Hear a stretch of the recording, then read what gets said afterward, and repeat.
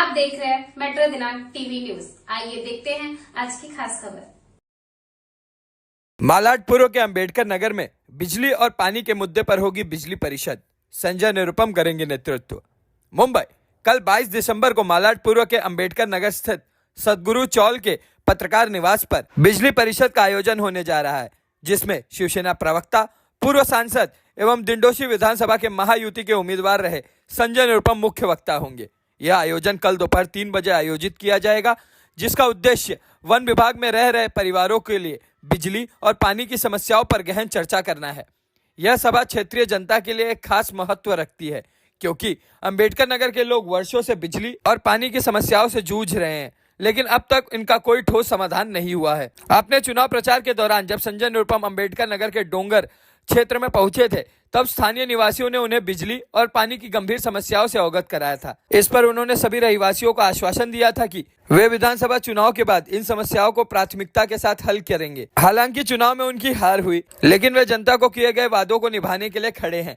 इस सभा के आयोजक रीता सिंह और मुन्ना यादव ने बताया कि इस बार सस्ती बिजली और सबको बिजली के नारे को लेकर एक ठोस रणनीति तैयार की जाएगी।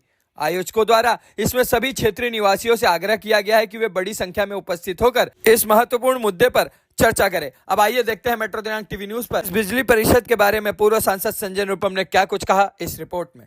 मित्रों, जैसा कि मैं बताना चाहता हूं कि नेशनल पार्क के जो वन विभाग में बसे झोपड़ा वासी हैं, उनको पानी और लाइट की बहुत बड़ी समस्या थी, जो कि ब्लैक और चोरी का लाइट जला रहे थे, चोरी का पानी इस्तेमाल कर रहे थे।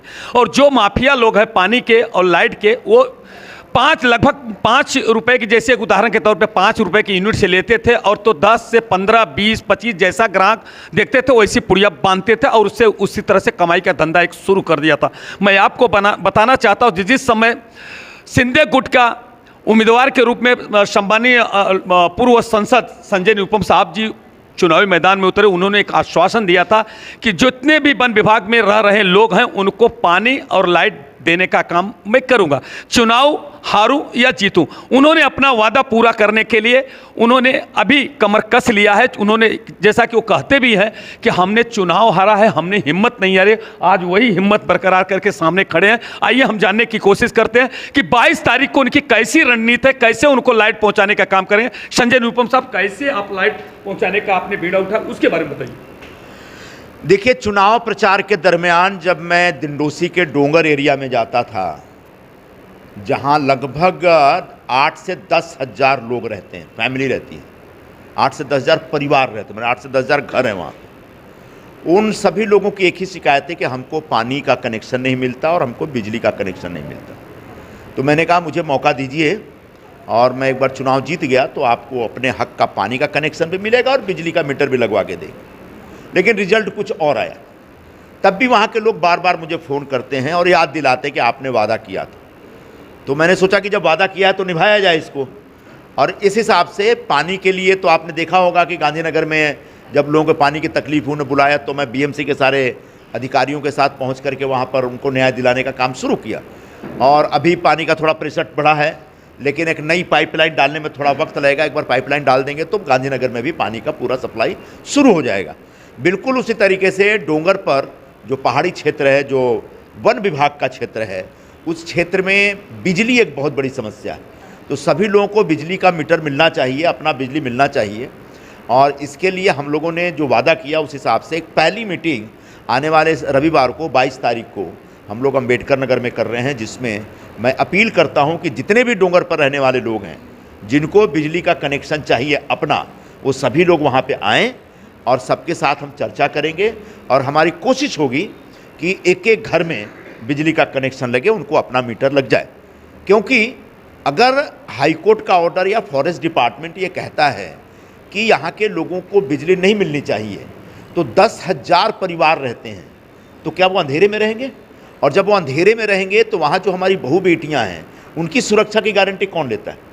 उनकी सुरक्षा की गारंटी तो कुछ है ही नहीं। अभी कल परसों मैंने सुना कि कोई कचरा चुनने वाली लड़की थी, रात को उसके ऊपर कोई एक बड़ा हमला किया गया।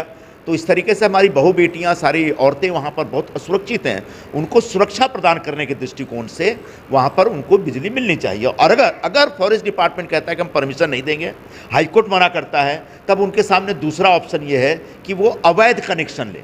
तो क्या यह देश, हाईकोर्ट और फॉरेस्ट डिपार्टमेंट चाहता है क्या कि डोंगर पर रहने वाले लोग अवैध धंधे को प्रश्रय दें, अवैध धंधे को बढ़ाएं, अवैध बिजली का जो धंधा चल रहा है, माफियागिरी चल रही है, उसको प्रमोट करें?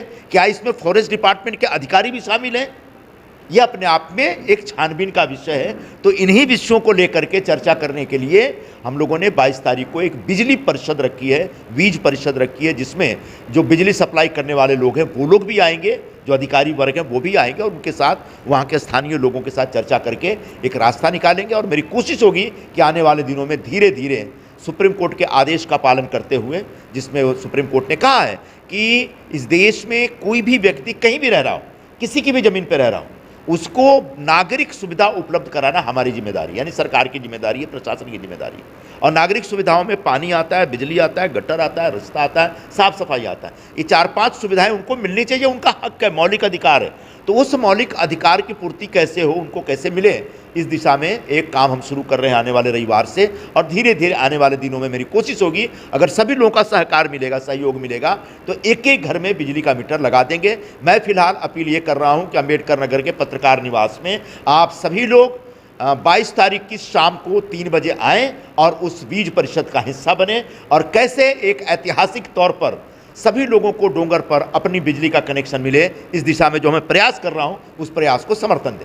मगर सर, जैसा कि आप जानते हो, जो ये चोरी माफिया करते, जो पानी का कनेक्शन हो, लाइट के कनेक्शन, ऐसे बहुत तबके, बहुत माफिया लोग वन विभाग से लेकर संबंधित विभाग में सभी को हफ्ता पहुंचता है, जैसा कि हम वहाँ सुनते हैं और जानते हैं। हम परीक्षा के दौरान, मैंने पूछताछ के दौरान पता चला। ऐसे लोगों का अंत कैसे करेंगे? यही तो एक विषय है कि जब फॉरेस्ट डिपार्टमेंट या हाईकोर्ट या बिजली सप्लाई करने वाली कंपनी ये कह रही है कि हम बिजली नहीं दे सकते आपको अधिकृत तौर पर, तब जो अवैध धंधा करने वाले लोग हैं उनको समर्थन मिलता है, उनका धंधा फलता फूलता है। तो कैसे इस अवैध धंधे को हमेशा के लिए ख़त्म किया जाए, और कैसे सर्वसामान्य नागरिक को सस्ते दर पे, जिस दर पे पूरे मुंबई में लोगों को बिजली मिल रही है, यानी 5 रुपये प्रति यूनिट, उस दर पर उनको मिले। आज उनको लगभग 20 रुपये प्रति यूनिट देना पड़ रहा है। हमारे यहाँ इकाई है, इधर बैठी होंगी गीता कनौजिया जी, बता रही थी कि उनको 500 रुपये देना पड़ता है, और वो भी दिन भर बिजली नहीं रहती है।